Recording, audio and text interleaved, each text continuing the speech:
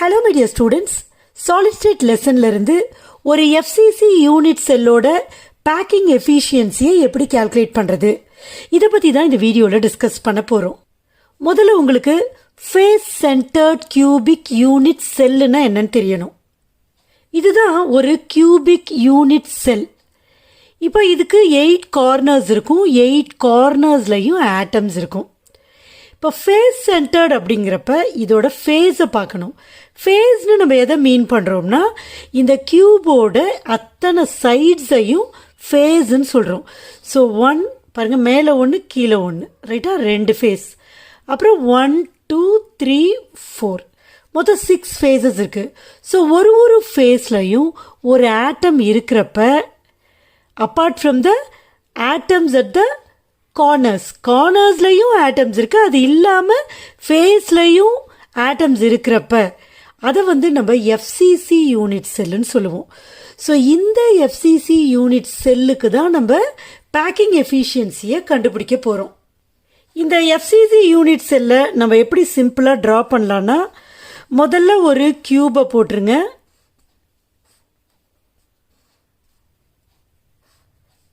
So இதெல்லாம் நம்ம connect பண்ணிடுறோம். இப்போ இது ஒரு யூனிட் செல் ஆயிடுச்சு. இப்போ கார்னர்ஸில் ஆட்டம் இருக்குது. ஸோ 8 கார்னர்ஸ் இருக்குது, 8 கார்னர்ஸ்லையும் ஆட்டம்ஸ் இருக்குது. ஃபேஸ் சென்டர்ட் அப்படிங்கிறதுனால ஃபேஸ்லையும் ஒரு ஆட்டம் இருக்கும். ஸோ இது மேலே, இது கீழே, இது ரைட்டில், இது லெஃப்டில். இப்போ இன்னும் எங்கே இருக்குது? Front, back. இப்போ ஃப்ரண்ட்டுன்றப்ப இது, அப்போ இங்கே வச்சிடலாம். பேக்குன்றப்ப இது. ஸோ மொத்தம் 6 ஃபேஸஸ், 6 ஃபேஸஸ்லையும் ஆட்டம்ஸ் இருக்குது. இப்போ நம்ம என்ன கால்குலேட் பண்ண போகிறோம்? பேக்கிங் எஃபிஷியன்சியை கால்குலேட் பண்ண போகிறோம். அதாவது இந்த யூனிட் செல்லில் எவ்வளவு பர்சன்டேஜ் பேக் ஆகிருக்கு ஆட்டம்ஸ்னால. ஏற்கனவே நீங்கள் simple cubic unit cell, body centred cubic unit செல்லோட பேக்கிங் எஃபிஷியன்சி கால்குலேட் பண்ணுற வீடியோஸை வாட்ச் பண்ணிட்டீங்க. அவங்களுக்கு பேக்கிங் எஃபிஷியன்சியை கால்குலேட் பண்ணுறதுக்கு உங்களுக்கு தரவாக தெரியும். அப்படின்னா இது கொஞ்சம் புரிஞ்சுக்கிறதுக்கு ஈஸி. பேக்கிங் எஃபிஷியன்சியை கால்குலேட் பண்ணுற ஃபார்முலா எல்லாத்துக்குமே ஒரே மாதிரி தான். Total volume occupied by the spheres in a unit cell by volume of the unit cell into 100. முதல்ல டினாமினேட்டரில் இருக்கிற வால்யூம் ஆஃப் த யூனிட் செல்லை நம்ம கால்குலேட் பண்ண போகிறோம். பிகாஸ் அது கால்குலேட் பண்ணுறதுக்கு ஈஸி. இப்போ யூனிட் செல் என்ன ஷேப்பில் இருக்குது உங்களுக்கு தெரியும். அது ஒரு கியூபோட ஷேப்பில் இருக்குது. அதனால தான் அதை கியூபிக் யூனிட் செல்லுன்னு சொல்கிறோம். ஸோ இந்த சைடு இருக்குல்ல, இதை தான் நம்ம எட்ஜ் லெங்க்த்துன்னு சொல்கிறோம். இதை ஏன்னு டினோட் பண்ணுறோம். அப்போ volume of the unit cell அப்படிங்கிறப்ப வால்யூம் ஆஃப் த கியூப் தான். Side into side into side. இங்கே சைடு அப்படிங்கிறது எட்ஜ் லெங்க்த்தை ஏவால் டினோட் பண்ணுறோம். அப்போ a into a into a which is equal to a cube. A into a into a which is equal to a cube. So இதுதான் volume of the unit cell. டினாமினேட்டரில் இருக்கிறத கண்டுபிடிச்சிட்டோம். இப்போ total volume occupied by the spheres in a unit cell கண்டுபிடிக்கணும். Total volume கண்டுபிடிக்கிறதுக்கு முன்னாடி முதல்ல ஒரே ஒரு ஸ்பியர் எவ்வளோ வால்யூமாக ஆக்கியபை பண்ணியிருக்குன்னு கண்டுபிடிச்சிடலாம். அப்புறம் அங்கே எத்தனை ஸ்பியர் இருக்கோ அதால் மல்டிப்ளை பண்ணுறப்ப டோட்டல் வால்யூம் நமக்கு கிடைச்சிடும். ஒரு யூனிட் செல் அப்படிங்கிறப்ப கார்னர்ஸில் ஆட்டம் இருக்கும். FCC யூனிட் செல் அப்படிங்கிறப்ப சைடில் ஃபேஸஸில் ஆட்டம்ஸ் இருக்கும். பட் ஒரு யூனிட் செல்லுக்கு உள்ளவே இருக்காது. இந்த கார்னர்ஸில் இருக்கிற ஆட்டம் பக்கத்தில் இருக்கிற யூனிட் செல்லால் ஷேர் ஆகும். அதே மாதிரி ஃபேஸஸில் இருக்கிற ஸ்பியர்ஸும் பக்கத்தில் இருக்கிற யூனிட் செல்லால் ஷேர் ஆகும். ஸோ ஷேர் ஆகிறதுனால ஒரு டோட்டல் அந்த ஸ்பியரே, கார்னரில் இருக்க ஸ்பியரோ ஃபேஸில் இருக்க ஸ்பியரோ அப்படியே ஒரு யூனிட் செல்லுக்கு உள்ளே இருக்காது. ஸோ ஒரு பர்டிகுலர் போர்ஷன் தான் அதுக்குள்ளே இருக்கும். ஸோ அதை கண்டுபிடிச்சி அதை பேஸ் பண்ணி இந்த வால்யூம் ஆஃப் த ஸ்பியரை கண்டுபிடிக்க போகிறோம். வால்யூம் ஆஃப் த ஸ்பியருக்கு ஃபார்முலா தெரியும், 4/3 πr³. பட் நம்ம பேக்கிங் எஃபிஷியன்சி கால்குலேட் பண்ணணும்னா அங்கே ஸ்பியரோட ரேடியஸாக அங்கே ஆர் இருக்கக்கூடாது. இன்ஸ்டெட் எட்ஜ் லெங்க்த்தாக நம்ம மாற்றணும். இப்போ இந்த மாடலை பார்த்தீங்கன்னா இது ஒரு சிம்பிள் கியூபிக் யூனிட் செல். ஸோ 8 கார்னர்ஸ்லையும் 8 ஸ்பியர்ஸ் இருக்கும். ஒரு ஸ்பியரும் ஒன்று டச் பண்ணிட்டு இருக்கும். பட் இதுவே இது ஒரு ஃபேஸ் சென்டர்ட் கியூபிக் யூனிட் செல்லுனா இந்த கார்னரில் இருக்க ஸ்பியர்ஸ் ஒன்று தொட்டுக்கிட்டு இருக்காது. ஸோ இது அடிப்படையில் உங்களுக்கு நல்ல தரவாக தெரிஞ்சிருக்கணும். ஸோ அந்த மாதிரி இருக்கிற ஒரு ஃபேஸ் சென்டர்ட் கியூபிக் யூனிட் செல்லோட ஒரு சைடை மட்டும் இப்போ நான் காமிக்க போகிறேன். இப்போ ஒரு ஃபேஸ் சென்டர்ட் கியூபிக் யூனிட் செல்லோட ஒரு சைடு இது. ஸோ ஒரு பக்கத்துலேயும் இந்த மாதிரி ஸ்பியர்ஸ் இருக்கும். சரியா? இப்போ பார்த்தீங்கன்னா கார்னர்ஸில் இருக்கிற ஸ்பியர்ஸ் ஒன்று டச் பண்ணலை. இப்போ எதுக்கு இதெல்லாம் சொல்கிறேன்னா, இந்த ஆருக்கு பதிலாக நம்ம ஏவாக மாற்றணும், எட்ஜ் லெங்க்த்தாக கொண்டு வரணும். இப்போ எட்ஜ் லெங்க்த்ன்றது இதுதான். அப்போ பார்த்தீங்கன்னா இந்த சென்டர் இந்த இடத்துல இந்த எட்ஜ் லெங்க்த்து, இந்த இடத்துல இந்த எட்ஜ் லெங்க்த்து. ஸோ இதிலேருந்து இது வரைக்கும் தான் எட்ஜ் லெங்க்த்து. பட் நடுவில் இந்த ஸ்பியர்ஸ் ஒன்றா சேரதுனால இது எவ்வளோன்னு நமக்கு தெரியாது. ஸோ கார்னர்ஸை வச்சுக்கிட்டு நம்மளால் இந்த ரேடியஸை எட்ஜ் லெங்க்த்தாக மாற்ற முடியாது. ஸோ எந்த பக்கம் தொட்டுக்கிட்டு இருக்கோ அதை தான் நம்ம எடுத்துக்கணும். அப்போ கார்னரில் இருக்க ஸ்பியர்ஸ் இந்த சைடில் ஃபேஸில் இருக்கிற ஸ்பியரை டச் பண்ணிக்கிட்டு இருக்கு. அப்போது இந்த சென்டர்லேருந்து இந்த சென்டருக்கு நம்ம ஒரு லைனை ட்ரா பண்ணலாம். அப்படியே இது போய் இப்படி சேரும். கரெக்டாக?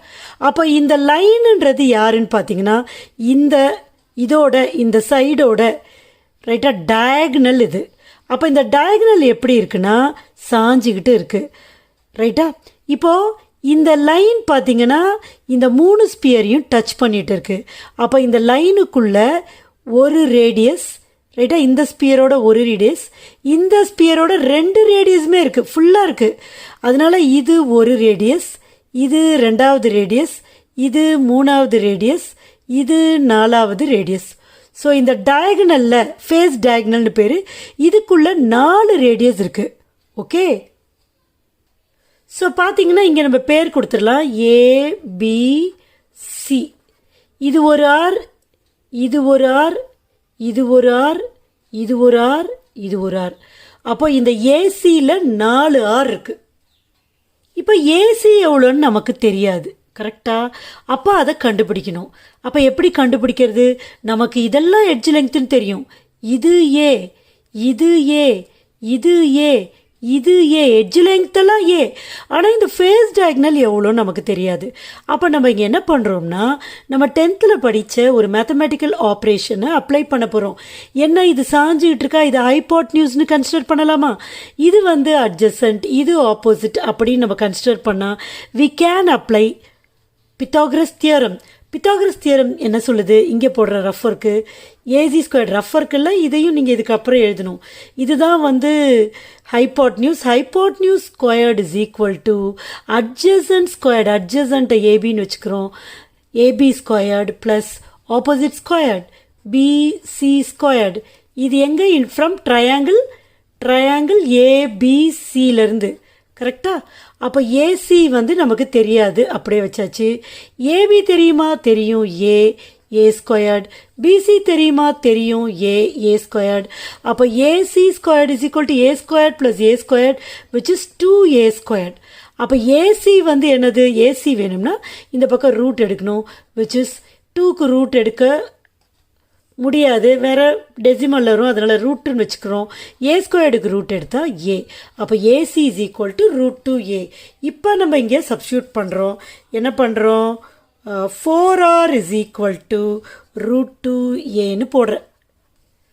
சரியா? அப்போ ஏ தான் எனக்கு வேணும், சாரி ஆர் தான் வேணும். R is equal to √2 into a by 4. Correct? ரேடியஸை கண்டுபிடிச்சாச்சு. So volume of the sphere அந்த ஃபார்முலாவில் நம்ம சப்ஸ்டியூட் பண்ண போகிறோம். So this is equal to 4/3க்கு 4/3 போட்டேன், இன்ட்டு பைக்கு பை போட்டுட்டேன், இன்ட்டு ஆர் கியூப் இருக்குது. ஸோ இதுக்கு கியூப் போடணும். நான் 3 டைம்ஸ் போட்டுடுறேன், ஸோ தட் எனக்கு கேல்குலேஷன் ஈஸியாக இருக்கும். ஸோ 3 டைம்ஸ் √2/4aன்னு போடுறேன். இப்போ ஏதாவது கேன்சல் ஆகுதான்னு பார்க்கலாமா? இந்த 4ம் இந்த 4ம் கேன்சல் ஆகிடும். சரியா? √2 into √2 2. பாருங்கள், √2வும் 2. அப்போ 2 வந்து 4ல் 2 டைம்ஸ் போகும். ஓகே,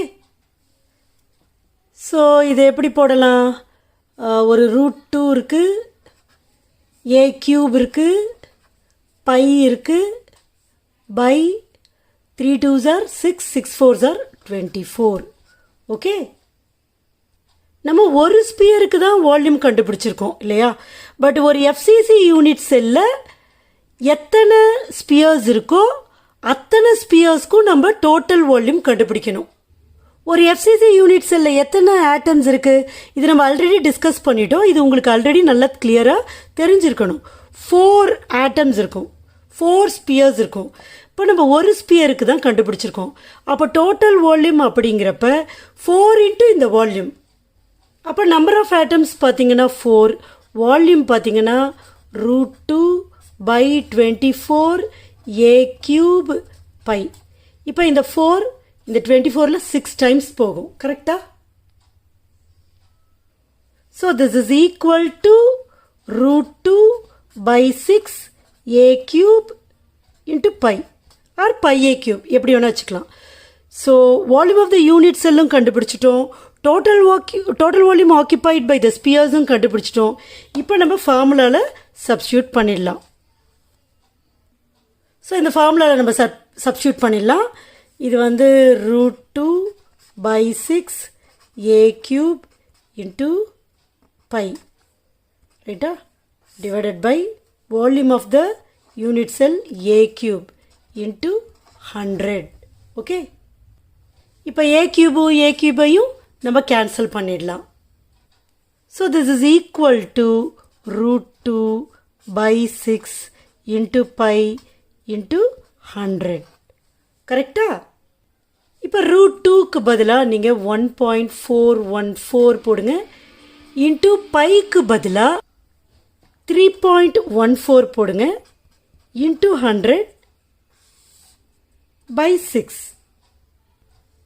இதெல்லாம் மல்டிப்ளை பண்ணி நீங்கள் டிவைட் பண்ணிங்கன்னா 74% கிடைக்கும். So packing efficiency of face centred cubic unit cell 74%. So எஃபிஷியண்ட்டாக 74% பேக் ஆகிருக்கு. ஒரு யூனிட் செல்லில் இருக்கிற அவ்வளவு இடமும் 74% வந்து ஆக்கியபை ஆகிருக்கு இந்த ஸ்பியர்ஸ்னால. மிச்சம் எவ்வளோ இருக்குது? 26% வந்து வேக்கன்சி. ரைட், வேக்கன்சி எத்தனை பர்சன்ட்? 26%. ஸோ வேக்கன்சி ரொம்பவே கம்மியாக இருக்குது compared to the packed space. அதனால் இது வந்து எஃபிஷியன்ட் பேக்கிங்னு சொல்கிறோம்.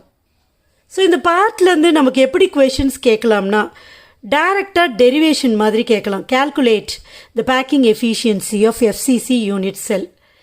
இல்லை 1 மார்க்கில் கேட்கலாம், which of the following is the packing efficiency of FCC unit cell. இல்லை what is the percentage of vacancy in FCC unit cell. எப்படி வேணால் கேட்கலாம்.